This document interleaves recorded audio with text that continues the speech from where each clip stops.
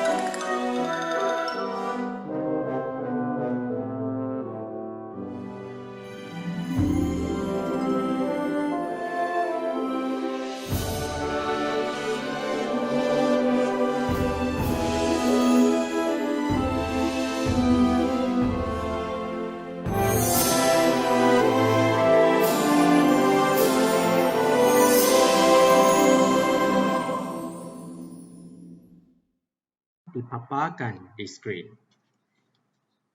Perumpamaan tentang orang Farisi dan pemungut cukai. Yesus juga menceritakan perumpamaan ini kepada orang yang menghina orang lain, tetapi menganggap diri mereka baik. Yesus berkata, 2 orang pergi ke rumah Tuhan untuk berdoa. Yang seorang orang Farisi dan yang seorang lagi pemungut cukai. Orang Farisi itu berdiri sendirian dan berdoa, "Aku bersyukur kepadamu, ya Allah, kerana aku tidak seperti orang lain yang tamat, suka menipu atau berzina. Aku bersyukur kerana aku tidak seperti pemungut cukai ini. Aku berpuasa 2 kali seminggu dan aku mempersembahkan 10% daripada segala pendapatanku." Tetapi pemungut cukai itu berdiri agak jauh dan tidak berani menegadah ke langit.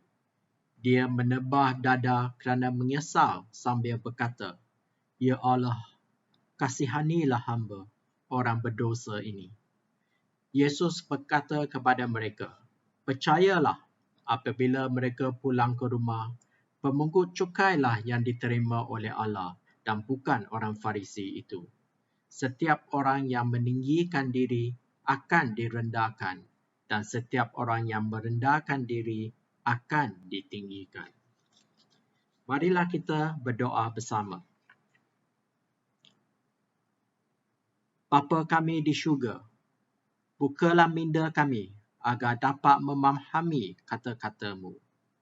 Bukalah hati kami untuk menerima ajaran-Mu. Dalam nama Yesus kami berdoa. Amin. Pembukaan perumpamaan ini dengan jelas menyatakan tujuan Yesus memberitahu perumpamaan ini. Dalam ayat 9, Yesus juga menceritakan perumpamaan ini kepada orang yang menghina orang lain, tetapi menganggap diri mereka baik. Tujuan Yesus adalah untuk mengajar orang-orang ini bahawa perbuatan mereka mempercayai diri mereka sendiri adalah salah. Tujuan Yesus adalah untuk mengajar orang-orang ini bahawa mereka tidak boleh menghina orang lain. Mari kita perhatikan bagaimana Yesus mengajar mereka. Cerita bermula seperti ini. Dua orang pergi ke rumah Tuhan untuk berdoa. Satu ialah orang Farisi dan satu lagi pemungut cukai. Rumah ibadat Jerusalem terletak di puncak bukit negara Judea. Seperti yang kita lihat dalam video tadi, terdapat dua orang lelaki. Seorang ialah orang Farisi, macam taikor besar, seperti kata orang, jalan pun ada angin. Seorang lagi adalah pemungut cukai yang berjalan dengan menunduk kepalanya. Kedua-dua watak ini tidak disebutkan namanya, tetapi mereka mempunyai sikap tertentu. Watak pertama adalah orang Farisi. Hari ini kita mendengar istilah Farisi, kita mempunyai tangkapan yang negatif. Kita fikir orang Farisi adalah orang jahat. Kita fikir orang Farisi adalah orang yang sombong. Seringkali kita, orang Kristian, menggelar orang lain sebagai Farisi. Tetapi berbeza pada zaman Yesus, orang Farisi sangat dihormati. Orang Farisi adalah kumpulan pembimbing Yahudi yang popular. Mereka adalah orang yang saleh. Mereka adalah orang yang alim. Mereka dikagumi oleh golongan orang biasa seperti petani dan nelayan. Mereka adalah keturunan gerakan reformasi dalam agama Yahudi dari pertengahan abad kedua. Tujuan mereka adalah untuk menerapkan undang-undang Musa di setiap aspek kehidupan. Jadi mereka adalah golongan yang sangat dihormati kerana mereka lah yang mematuhi undang-undang atau hukum Allah. Ayat 11 dan 12 seterusnya menjelaskan doanya. Orang Farisi itu berdiri sendirian dan berdoa, "Aku bersyukur kepadamu, ya Allah, kerana aku tidak seperti orang lain yang tamak, suka menipu atau berzina. Aku bersyukur kerana aku tidak seperti pemungut cukai ini. Aku berpuasa 2 kali seminggu dan aku mempersembahkan 1/10 daripada segala pendapatanku." Berdiri adalah postur biasa untuk berdoa. Boleh dirujuk dalam buku 1 Samuel bab 1 ayat 26, buku 1 Raja bab 8 ayat 14 dan 22, dan dari Perjanjian Baru dalam Matius bab 6 ayat 5 dan juga dari buku Markus bab 11 ayat 25. Oleh itu dia melakukan perkara yang betul. Ia juga satu-satunya gambaran mengenai postur solatnya. Seterusnya, doanya direkodkan dengan panjang lebar. Mari kita lihat bagaimana dia berdoa. "Aku bersyukur kepadamu, ya Allah, kerana aku tidak seperti orang lain yang tamak, suka menipu atau berzina. Aku bersyukur kerana aku tidak seperti pemungut cukai ini." Doanya dimulakan dengan memuji dirinya sendiri dan membandingkan orang lain. Nampaknya dia menunjukkan bahawa dia lebih baik daripada orang lain. Dia tidak seperti seseorang yang memperoleh sesuatu secara haram. Dia tidak berzina, Dia tidak seperti pemungut cukai yang dianggap sebagai pendosa oleh masyarakat pada masa itu. Kita akan melihat mengapa pemungut cukai dianggap sebagai orang berdosa oleh masyarakat pada masa itu nanti. Secara ringkas, doa sedemikian menunjukkan bahawa orang Farisi itu menganggap bahawa dirinya adalah orang yang saleh. Untuk menunjukkan bahawa dia adalah orang yang saleh, dia selanjutnya menunjukkan ketaatannya kepada hukum Allah. Dia berkata dalam doanya, "Aku berpuasa 2 kali seminggu. Aku memberikan 1/10 dari semua pendapatan saya." Apa maksudnya berpuasa 2 kali seminggu? Dalam undang-undang Yahudi, satu-satunya puasa wajib adalah puasa selama sehari pada perayaan Hari Penebusan Dosa setiap tahun. Dia berpuasa 2 kali seminggu dan dengan 52 minggu dalam setahun, dia telah berpuasa sebanyak 104 kali setahun. Oleh itu, dia telah melakukan 100 kali lebih baik. Mengenai persepuluhan, dia mengatakan dia memberikan 1/10 dari segala penghasilannya. Apakah maksud ini? Sekiranya kita meneliti kembali buku Ulangan bab 14 ayat 22 dengan 23, ia dicatatkan bahawa seseorang perlu mengenepikan 1/10 dari semua hasil ladang anda setiap tahun. Persepuluhan biji-bijian anda, wain baru dan minyak zaitun, dan anak sulung dari kawanan lembu dan domba anda. Ketika orang Farisi itu mengatakan bahawa dia memberi persepuluhan daripada semua, apa maksudnya? Seorang pengulas Injil berkata, mungkin dia mendedikasikan semua mengikut hukum dalam ulangan. Seorang pengulas Injil yang lain pula berkata, mungkin dia juga memberikan 1/10 dari apa yang dibelinya. Bagaimanapun, kita dapat melihat bahawa pengabdiannya melebihi kehendak undang-undang. Kesimpulannya, jika orang lain pada ketika itu mendengar doa orang Farisi ini, pasti akan beranggapan bahawa orang Farisi pasti adalah seorang yang soleh dan benar. Pada pendapat anda, apakah pendapat anda mengenai doa sedemikian? Bukankah doa itu menipu, menyesatkan orang lain untuk menganggapkan orang itu orang yang saleh? Bukankah doa itu seakan-akan kejam kerana membandingkan dirinya dengan orang lain? Bukankah doa itu menunjukkan bahawa dia bergantung kepada dirinya sendiri? Bagaimana dengan doa kita? Adakah sama dengan orang Farisi? Versi hari ini mungkin seperti begini. Ya Tuhan, aku berterima kasih kerana aku tidak seperti orang ABCD ini. Aku tidak melakukan perkara yang salah. Aku datang untuk kepatihan setiap minggu, walaupun terpaksa secara talian kerana COVID. Aku melakukan pelayanan dalam gereja. Aku memberi lebih dari persepuluhan. Berkatilah aku, ya Tuhan. Adakah kita pernah mendengar doa kita sendiri? Rakamkan doa kita dan dengarkannya kembali. Sekarang, kita beralih kepada doa oleh watak kedua dalam perumpamaan ini, iaitu pemungut cukai.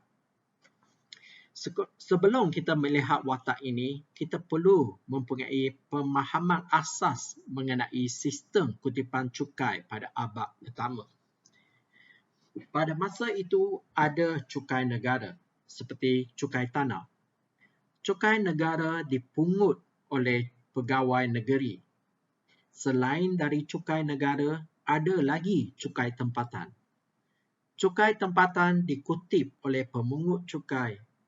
Biasanya, raja hanya menetapkan satu jumlah dan memberi kepercayaan dan kuasa kepada pemungut cukai untuk mengutipnya. Jumlah kutipan cukai yang melebihi jumlah yang ditetapkan oleh raja akan masuk ke dalam poket seseorang. Oleh itu, pemungut cukai sering memeras orang dengan sewenang-wenangnya dan mengenakan cukai yang tinggi. Untuk menjadi pemungut cukai, seseorang mesti membuat tawaran harga. Sama seperti proses membida kita pada abad ke-21 ini. Jika anda ingin membida sesuatu projek, anda akan menawarkannya dengan harga yang lebih menarik atau lebih tinggi daripada orang lain. Sekiranya seseorang terpaksa membayar harga yang lebih semasa membuat tawaran untuk menjadi pemungut cukai, tidak haruskah dia mengenakan cukai yang lebih tinggi untuk mendapat kembali modal atau kosnya? Jadi, pemungut cukai pada masa itu dianggap seperti perompak. Pemungut cukai dilihat seperti penindas rakyat. Pemungut cukai tidak dialu-alukan dalam masyarakatnya. Orang pada masa itu tidak suka berkawan dengan pemungut cukai. Itulah sebabnya dalam Injil, orang Farisi bertanya kepada Yesus, mengapa dia makan di meja yang sama dengan pemungut cukai? Ini adalah bagaimana masyarakat melihat pemungut cukai pada masa itu.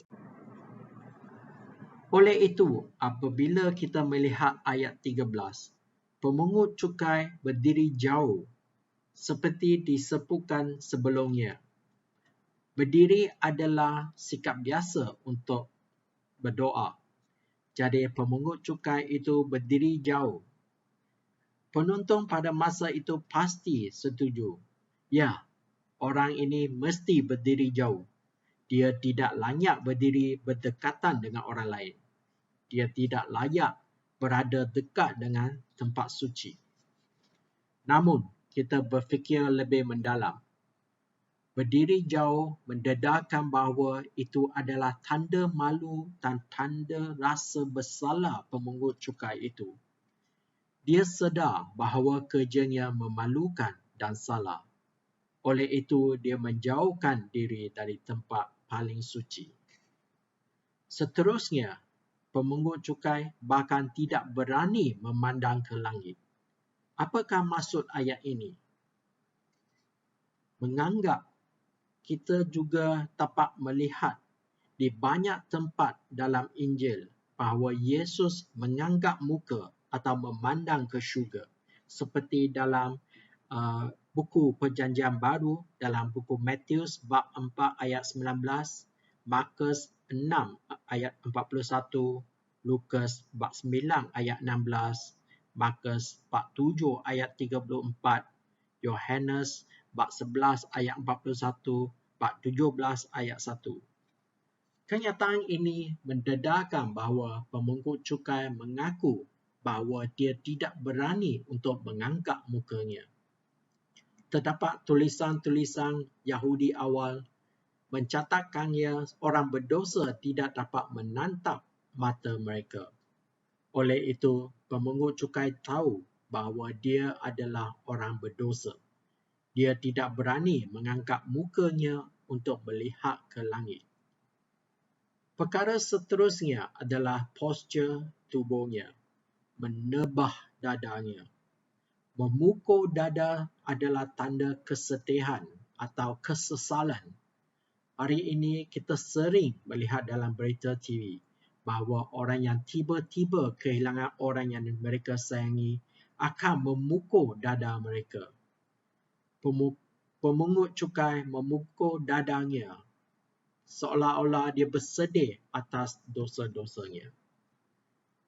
Alkitab menjelaskan secara panjang lebar postur pemungut cukai, tetapi hanya mencatat pendek doanya.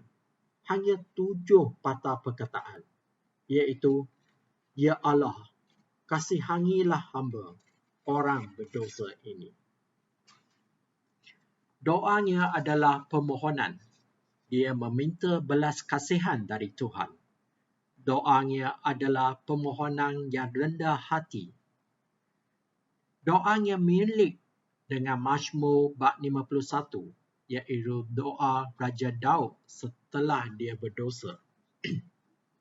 Kasihanilah aku, ya Allah, kerana kasih-Mu. Hapuskanlah dosa-dosaku kerana belas kasihan-Mu sungguh besar. Basuhlah aku dari segala kejahatanku dan bersihkanlah aku daripada dosanya. Inilah petikan dari ayat 3 dan 4 daripada buku Mazmur bab 51. Setelah selesai menerangkan perihal watak itu, dalam ayat 13 dan 14, apa yang kita perhatikan? Perlakuan orang Farisi dijelaskan secara ringkas, tetapi dia berdoa panjang. Perlakuan pemungut cukai dijelaskan panjang lebar, tetapi doanya pendek. Sekiranya kita menjadi penonton Yesus pada masa itu, apakah pendapat kita? Siapa yang nampaknya orang yang soleh? Pastinya orang Farisi yang telah melakukan semua perkara yang betul haruslah ialah orang yang soleh. Tetapi Yesus mengejutkan penontonnya seperti yang selalu dilakukannya dalam semua perumpamaan lain. Yesus berkata dalam ayat 14, "Percayalah, apabila mereka pulang ke rumah, pemungut cukailah yang diterima oleh Allah dan bukan orang Farisi itu." Yesus menghakimi kedua orang ini. Para penonton akan fikir bahawa orang Farisi yang telah melakukan lebih banyak perkara dalam undang-undang adalah orang yang soleh dan benar. Bagaimana mungkin pemungut cukai yang tidak memenuhi kehendak undang-undang adalah orang yang diterima oleh Tuhan? Yesus kemudian menjelaskan penghakimannya dalam ayat terakhir. Setiap orang yang meninggikan diri akan direndahkan, dan setiap orang yang merendahkan diri akan ditinggikan. Orang Farisi menghina orang lain, khususnya pemungut cukai yang berada berdekatan dengannya. Dia membanggakan kelakuannya sendiri. Dia menyangka bahawa kelakuannya itulah yang menyelamatkannya. Dia berpendapat bahawa perbuatan baiknya dianggap benar oleh Tuhan. Tetapi dia salah. Pemungut cukai yang dengan rendah hati mencari rahmat Tuhan yang menyenangkan di mata Tuhan. Mari kita tinggalkan pemandangan pada abad 1 itu dan kembali ke abad 21. Kita hidup dalam dunia yang mementingkan diri sendiri. Kita hidup dalam dunia yang materialistik. Kita hidup di dunia yang menyanjung diri sendiri. Kadang-kadang kita adalah orang Farisi zaman moden. Kita fikir kita lebih baik daripada orang lain. Kita sering menilai orang lain lebih rendah daripada kita sendiri. Kita mengecualikan orang lain. Kita seperti orang Farisi dan merasa bahawa kita benar. Sekiranya kita berada dalam keadaan seperti ini, kita sebenarnya berada dalam ambang yang bahaya. Kita tidak mematuhi perintah Tuhan. Dalam buku Matius bab 22 ayat 39 hingga 40 mencatatkan bahawa seseorang bertanya kepada Yesus. Dia bertanya, "Guru, perintah manakah yang paling utama dalam Taurat?" Yesus menjawab, "Kasihilah Tuhan Allahmu dengan sepenuh hatimu, dengan segenap jiwamu, dan dengan seluruh akalmu. Inilah perintah yang terutama dan yang terpenting. Perintah kedua sama pentingnya dengan yang pertama. Kasihilah sesama manusia seperti kamu mengasihi dirimu sendiri." Perbuatan soleh sahaja tidak boleh dianggap sebagai benar di mata Tuhan. Perbuatan yang soleh mesti disertai dengan kasih sayang dan cinta. Kita tidak boleh taat kepada Tuhan dan masih menghina orang lain. Apabila kita mula mengecualikan orang lain, kita berada dalam bahaya untuk mengasingkan diri daripada Tuhan. Kebenaran yang benar adalah masalah keyakinan kepada Tuhan daripada diri kita sendiri. Tetapi kita selalu mudah tergoda untuk memiliki sikap unggul daripada sikap rendah diri dan bersyukur. Mari kita mula mendengar doa kita sendiri. Adakah doa kita seperti orang Farisi? Kita mengumumkan kebaikan kita di hadapan Tuhan dan kepada mereka yang mendengar doa kita. Adakah doa kita seperti pemungut cukai? Kita berseru, merayu kepada Tuhan, memohon belas kasihan. Adakah doa kita kesemuanya hanya mengenai diri kita, keperluan dan kehendak kita? Adakah kita mengingati orang lain dalam doa kita?